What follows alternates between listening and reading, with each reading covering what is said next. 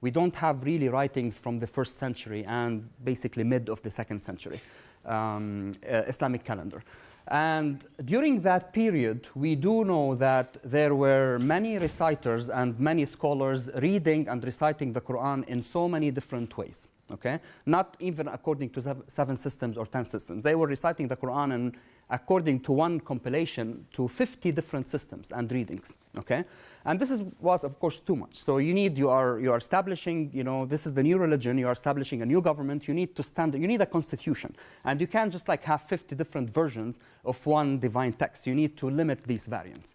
So this man came, Ibn Mujahid, which is in the title, and he compiled a book which is called The 7 Readings, As-Sab'a fil Qira'at. And he said, well, out of those 50 plus different systems of recitations, I'm going to limit myself to only 7. And his canonization, this is a canonization process where he neglected the 43 different systems, and he chose 7 systems because of different criteria that we are still trying to figure out. But what helped him is that he was politically connected, and he forced people who did not follow his system to actually go to prison. So there were other reciters and other scholars who disagreed with him, and they said, no, why are you limiting yourself to those 7? Anyone who disagreed with Ibn Mujahid's systems, they tried them, they put them in prison, and then if you don't follow Ibn Mujahid's system, you are not reciting the Quran properly. And they would either repent or they would follow Ibn Mujahid's system, and it became basically a standard since then that people would follow the system of the 7, what we call right now. That being said, of course, after Mujahid ibn died in 324, scholars still disagreed with him. Why did Ibn Mujahid do this? 7 readings. We have so many wonderful readings out there, and this man is very trustworthy. Why did he neglect his reading? So scholars still transmitted and recited Quranic readings and systems beside those 7 systems. And with time, this man comes, Ibn al-Jazri, and say, well, I'm not content with 7 systems. I'm going to basically compile 10 systems. And this is what we call the system of the 10 readings. 7 of those systems are the same systems of Ibn Mujahid, but he added 3 more. And he said, well, I do think that those 3 readings are also good, and they are standard, and we should include them in the system, and they are considered all to be equal, Quranic, and valid. Okay? The system of the 7, what we have right now, yes, it's because of Ibn Mujahid, but if it were not for Ad-Dani and the Shatibi, we actually wouldn't have the system of the 7, because they were the ones who popularized the system. And Ad-Dani, what he did is that Ash-Shatibi, he wrote the poem based on a manual that Ad-Dani wrote. So Ad-Dani simplified the book of Ibn Mujahid. So Ad-Dani wrote this short manual. It's just like 90 pages, and it's almost like a table of the variants. So this verse, you read it this way. This word, it's read in 3 different ways. Ash-Shatibi came and put it in, he versified this manual, and it became so popular. And what also these people did is that each of those systems, you would think that, oh, okay, fine, we have one system and it's one reading, but actually it is not. Each of those 7 eponymous readers, they had different disciples, okay? And each disciple actually was reciting something different from his other classmate. So you would have, let's say, a professor who is the eponymous reader, and he had 15 students. And then the 15 students will go and say different things. And they'll say, the professor is saying that. But then those 15, they really didn't agree on everything. So they would have, let's say, a 20% differences in what they are saying. So what Ad-Dani and Shatibi did is that, okay, we are not going to take what those 15 students narrated from the eponymous readers. I'm just going to take 2.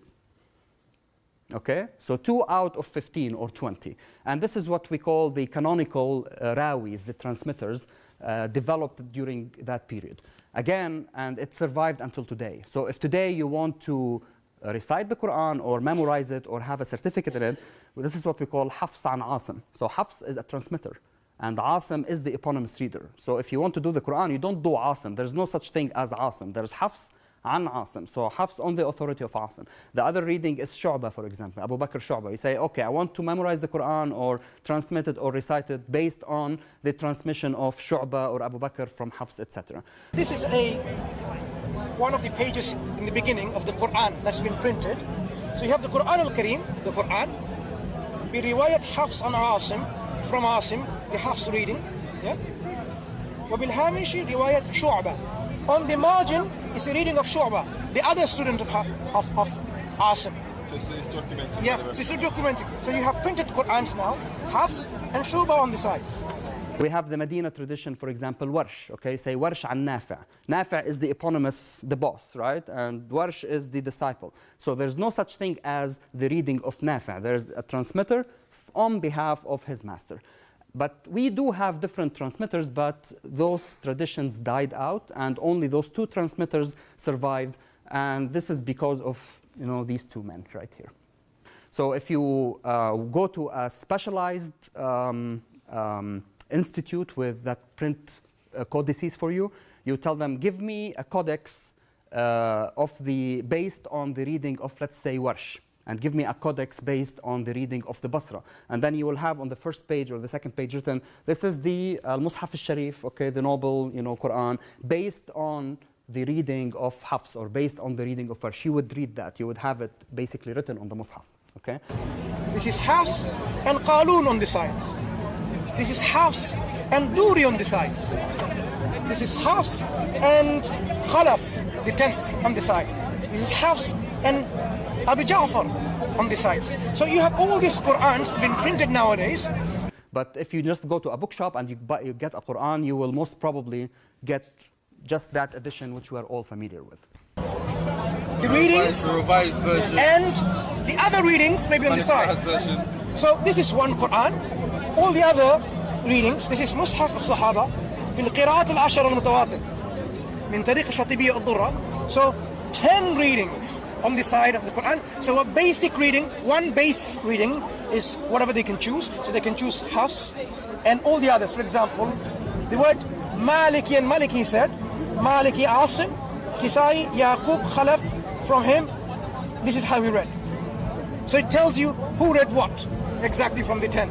So this is again, if you are not initiated in the discipline, you won't really know the differences. There are very big differences. For example, Maliki versus Maliki. So you have a short vowel and a long vowel, which makes a difference in the meaning. So one is king, one is owner. That's a textual difference between the two. Malik and Malik. Malik means owner, and Malik means king. The meaning is different. There's another which is Maliki. Okay, there's another form also of a king, which is very different also from the script. There's one which Malikun liyawmi. There's an additional particle here, which is also different from the script. So as you can see, there are other variations which are dialectal, or it's not obvious here, but he said Ar-Rahman, for example. That's what we call A to E shift. For example, وَالضُّحَى, that's one of the last. وَالضُّحَى وَاللَّيْلِ إِذَا سَجَى. So if you listen to Hamza Zayyat, it's a وَالضُّحَى وَاللَّيْلِ إِذَا سَجَى مَا وَدَّعَكَ رَبُّكَ وَمَا قَلَى. So instead of the you would have A. So these are also exhibit different variations in the dialect, okay, between. Alhamdu, ilhamdu, alhamdu, how? Again, the question, did the Prophet recite this way? Did he recite A or A? Or did he recite both of them? We don't know.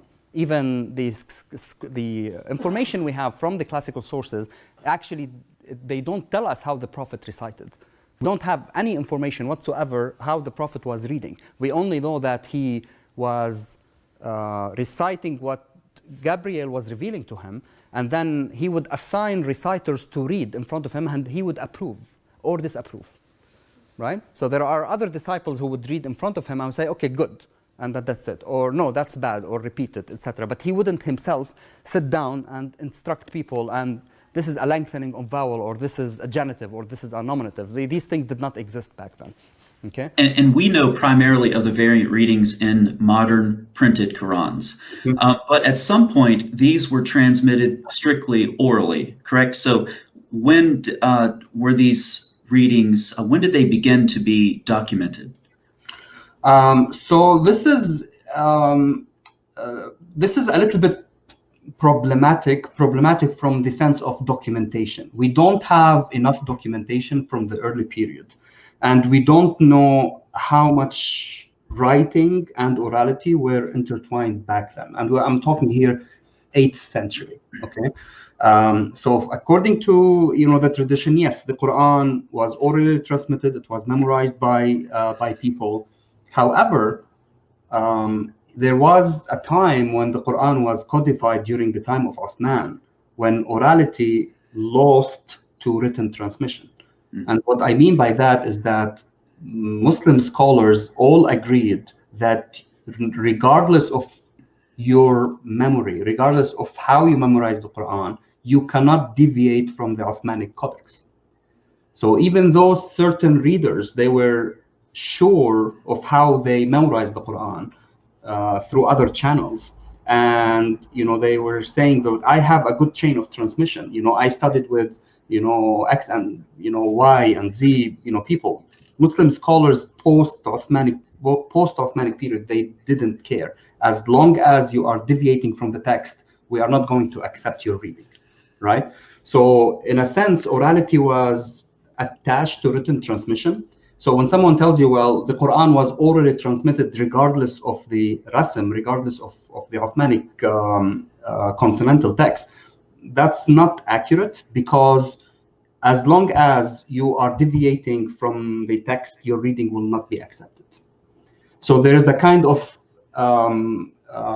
reciprocal relationship between the written and the oral. There's no such thing as post-Uthmanic codification. There's no such thing as only oral transmission. You have to oral transmission based on the text.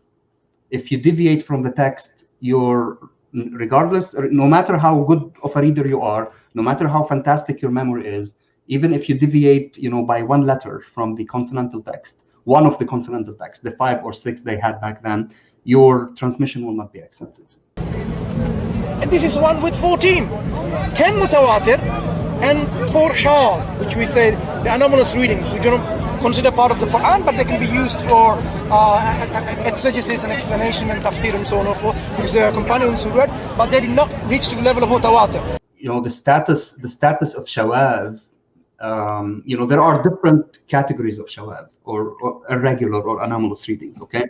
We also have shawaz, or irregular readings, transmitted on behalf of the canonical readers. Imagine, for example, I have a chapter in my coming book, it's called the non-canonical readings of the canonical readers, right? So there are even transmissions on behalf of the canonical readers, which were also classified as shawaz, as irregular, not accepted. So this easy category is that these irregular readings, even though they agree with the Uthmanic Codex, okay, they don't have they don't enjoy the consensus, let's say, of the readers, and they don't have a sound chain of transmission. Let's put it simply. It's more complicated than that, but just let's say they were not agreed upon by the community of the Qurra, or the readers. Now, the other complicated category of shawad is those which deviated from the codification of Uthman, the Mus'haf. I mean, there are also readings attributed to the Prophet himself. We have a category in Qira'at, it's called the readings of the Prophet, okay? And there are, 3 or 4 books even written on that in Arabic. Even though we do have accounts that go back to the Prophet saying that he read this word as such, this word was also categorized as irregular or shawaz. It's just like they didn't care.